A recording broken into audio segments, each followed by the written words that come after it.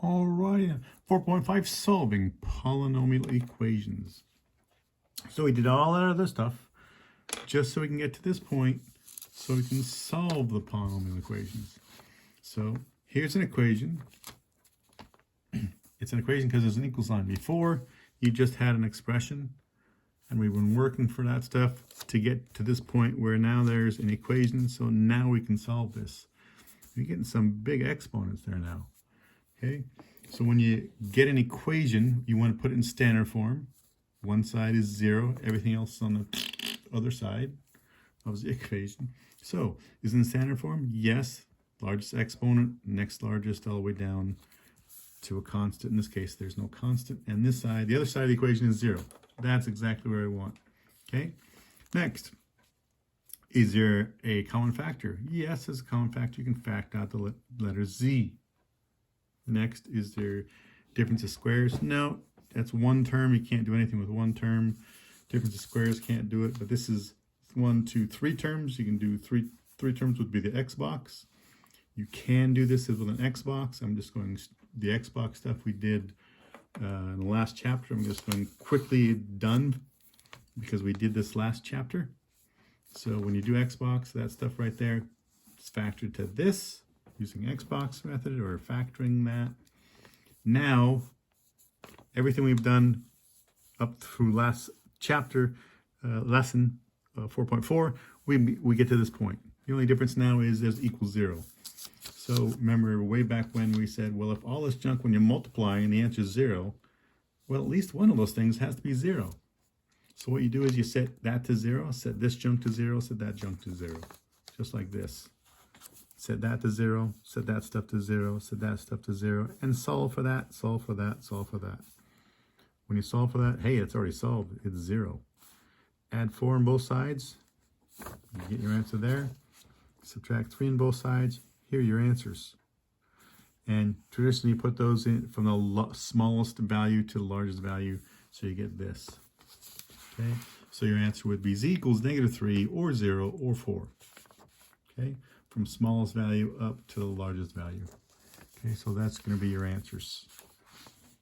Okay, next one. Here's another problem. It is an equation. Is that in standard form? No, it's not in standard form. So you have to subtract 100x on both sides. Okay, and this side is 0. Okay, then what? You can factor out, that's in standard form, you can factor out a 10x. Has that equals 0. Can you simplify that anymore? No, that's one term. Can you simplify this? Yeah, that's a difference. Well, difference of squares? No. It's not a difference of squares. Is that x box? No. Can you group that? No. But right now you take this, just because it's equal to 0, you take that, set it equal to 0, you set that whole junk to 0. Okay. And now solve for that, solve for that. Again, when this times this, you cannot factor it any further. So that's when you set each of these pieces to 0 and then solve. Divide both sides by 10, and that one is going to be 0. That one will be 0. Add 10 on both sides here. Well, I'll do it right here. Add 10 on both sides. You get this. Take the square root of both sides, and you get x equals plus or minus the square root of 10. So you're going to get this. Okay? X equals 0 or plus or minus 10. Since these are plus or minus, you can just put that together. And this is your answer. Sorry, up here. This is your answer. Okay? So boom. So the other step we have to do here when you solve these equations is after you factor, now you just set each piece to 0. Set that to 0, set that to 0, and solve for each one. That's not that bad to do. Okay? Next thing in your notebooks, the rational root theorem. It's on page 191. Copy that in your notes. I'll let you pause the video. Copy that in your notes.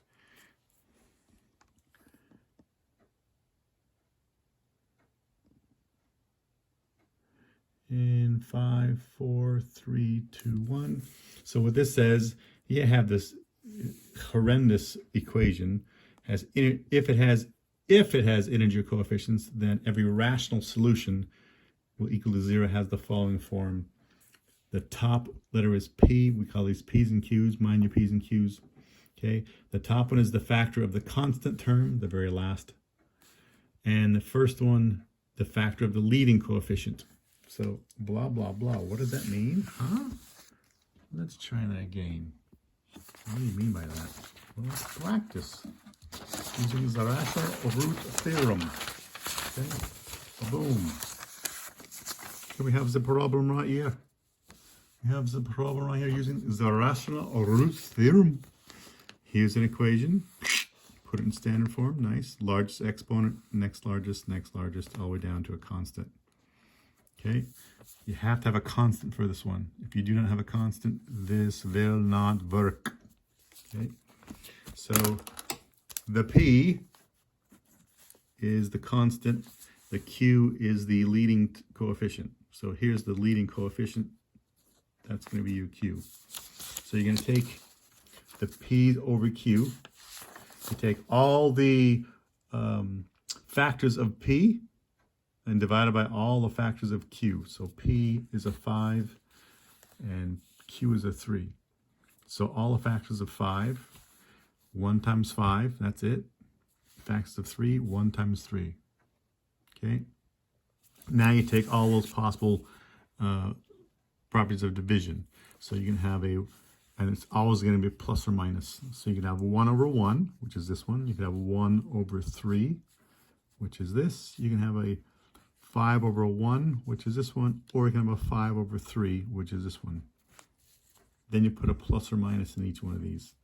So 1, 2, 3, 4 times 2. So there's 8 possible answers to be rational answers. 8 possibilities for rational roots, for rational answers. Okay? So this right here, when you simplify that, it becomes plus or minus 1. This is a plus or minus 5. This is a plus or minus 1/3. And this is a plus or minus 5/3. These are all the possible rational roots. All the roots that could possibly be rational, that's it. Could you have an answer of 7? Nope, because 7's a rational number and it's not here, so you wouldn't get that. So what you have to do now is go back to that. So if all you need to do is find the possible rational roots, that's it, you're done. If the question says find all the rational solutions, find all the rational roots, well, then you have to go back to the equation. Every time you see an x, in this case, the letter is x in this case, every time I see an x, I'm going to replace the x with one of these numbers. So these are all the possible rational roots. There could be other answers. They could be irrational. They could be imaginary, but this is only the possible rational roots. So positive 1 and negative 1, positive 5, negative 5, so on. So there's 1, 2, 3, 4, 5, 6, 7, 8 possibilities. So we have to take one. Take positive 1, stick it right here. Positive 1 cubed is 1 times 3 is 3. 1 squared is 1. 13 times that is a negative 13. 41. So you do that. Is it equal to 0? No. Doesn't work. Then you have to go back and try negative 1. Negative 1 to the 3rd power is negative 1. Negative 1 times negative 2 times 3 is negative 3. Negative 1 squared is 1. That's negative 13. That's going to be negative 41. Does that equal 0? Nope. What about positive 5? 5 cubed is 25. 75. 5 squared, 25. 25. That one doesn't work. Negative 5. That's negative 1. So negative 5, negative 5, negative 5. Is that going to work? Well, it works out, unfortunately. When I did this earlier, none of these work.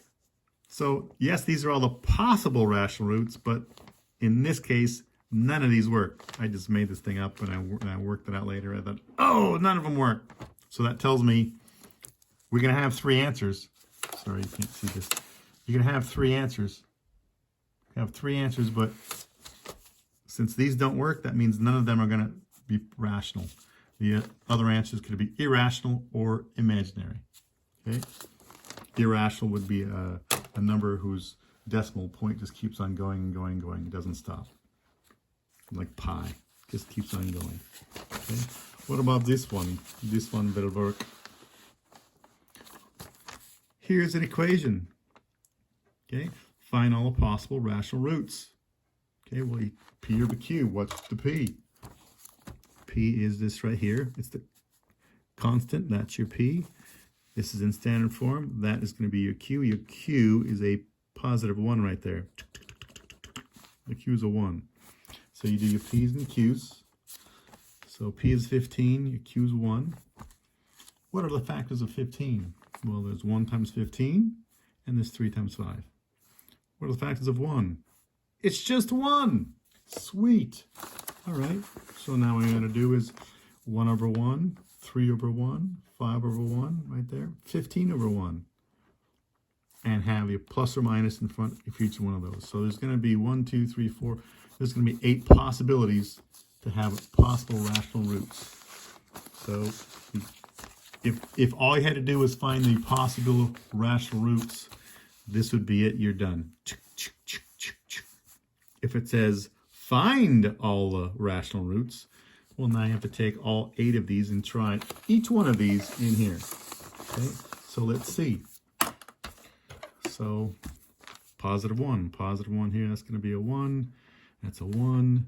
1's negative 17 plus 15, 1, 2, that one works. Negative 1, positive 1, positive 17 plus 15, positive 17, nope, that doesn't work. Positive 3, that's 9, 27, that's 9, 85, so that works. Negative 3, that's negative 27, that's positive 9, that's positive 51, that's 15, doesn't work. 125, 25, doesn't work. Negative 125, positive 25, negative 85, sorry, that's a positive 85. That works. Wait, I'm going to stop and say, wait a minute. This is the largest x1, here's a 3. So that means we have a possibility that most 3 answers. How many answers do we have right now? We have 3 answers. I'm not going to go any further. I have my 3 answers already. You're only going to have you're not going to have 4 or 5. 1, 2, 3. That's it. Those won't work. My answers, from smallest to largest, would be x equals negative 5, or 1, or 3.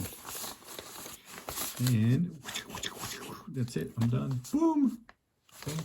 That is using the rational root theorem. Okay. Good luck, guys. Bye.